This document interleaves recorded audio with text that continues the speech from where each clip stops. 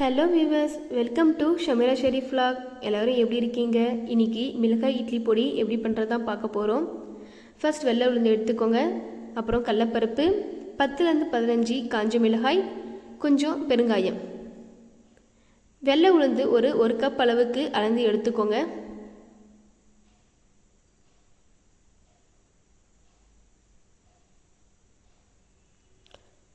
அப்புறம் கடலப்பருப்பு எடுத்துக்கோங்க. வெள்ளை உளுந்து விட கம்மியாகவே கடலப்பருப்பு எடுத்துக்கோங்க. அதாவது ஒரு கப் வெள்ளை உளுந்துனா ஒரு 3/4 கப் கடலப்பருப்பு. ஒரு 7லேருந்து 8 டீஸ்பூன் எண்ணெய் ஊற்றிக்கோங்க. நம்ம எடுத்து வச்சுருக்க பெருங்காயத்தை ஆட் பண்ணிக்கோங்க. எதுவுமே தீய விட்டுறாதீங்க. இந்த மாதிரி இந்த அளவுக்கு பொரிஞ்சால் போதும். கைவிடாமல் கிண்டி விட்டுக்கோங்க.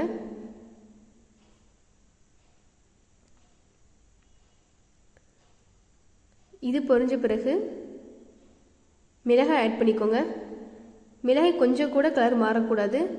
இந்த ஸ்டேஜே நம்மளுக்கு ஓகே தான். அடுத்தது உளுந்து ஆட் பண்ணிக்கோங்க. நல்லா கைவிடாமல் கிண்டி விட்டுக்கோங்க.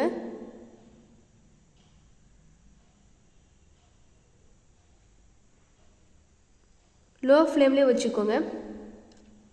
கண்டிப்பாக ட்ரை பண்ணி பாருங்கள். ரொம்ப சிம்பிளாக இருக்கும், டேஸ்ட்டும் ரொம்ப சூப்பராக இருக்கும். அடுத்தது கடலப்பருப்பு ஆட் பண்ணிக்கோங்க.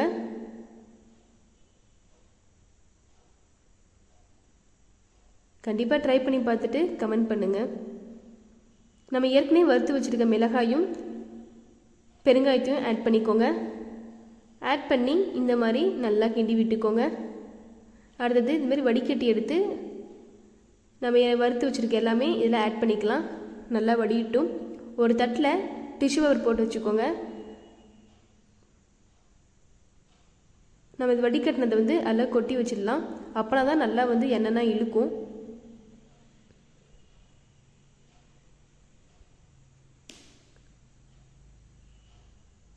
இந்த மாதிரி நல்லா எல்லா இடத்துக்கும் ஸ்ப்ரெட் பண்ணுற மாதிரி நல்லா இதுமாரி செஞ்சு விட்டுருங்க.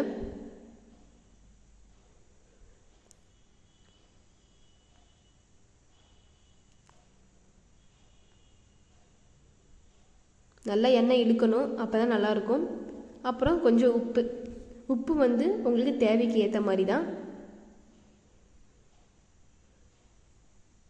இந்த மாதிரி ஸ்ப்ரெட் பண்ணிடலாம்.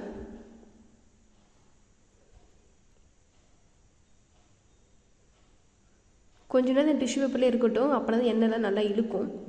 அப்புறம் இன்னும் டிஷ்யூ பேப்பர் எடுத்து நல்லா இந்த மாதிரி டிப் பண்ணி எடுத்துடலாம். நம்மளால் எவ்வளோ முடிஞ்சவர்களுக்கு எவ்வளோ எண்ணெய் எடுக்க முடியுமோ அந்த அளவுக்கு இந்த மாதிரி தொடச்சி எடுத்துடலாம்.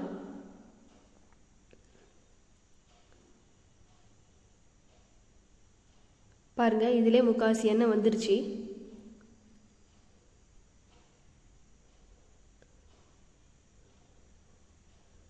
நீங்கள் ஒரு டைம் செஞ்சு பார்த்தீங்கன்னா உங்களுக்கு ரொம்பவே பிடிச்சிடும்.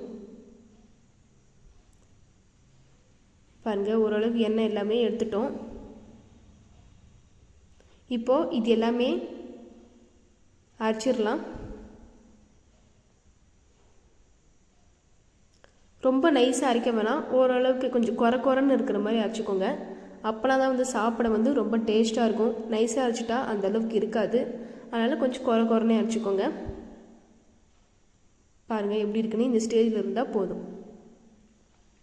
இந்த மாதிரி நல்லா சூடு போகிற அளவுக்கு நல்லா இது மாதிரி கிண்டி விட்டுடலாம். பாருங்கள், அவ்வளோதான், முடிஞ்சிடுச்சு. இது இட்லி கூட தோசை கூட வச்சு சாப்பிட்டா ரொம்ப டேஸ்ட்டாக இருக்கும். கண்டிப்பாக ட்ரை பண்ணி பாருங்கள். ஒரு கண்டெய்னரில் போட்டு சர்வ் பண்ணி வச்சுக்கோங்க. கண்டிப்பாக அதை ஃப்ரிட்ஜில் தான் வைக்கணும். அப்போனா தான் நம்மளுக்கு காரம்லாம் அப்படியே இருக்கும். வெளியே வச்சா எல்லாமே போயிடும். அதனால் கண்டிப்பாக இதுமாரி ஒரு கண்டெய்னரில் போட்டு ஃப்ரிட்ஜில் வச்சுக்கோங்க. அவ்வளோதான், இந்த வீடியோ முடிஞ்சிடுச்சு. பை.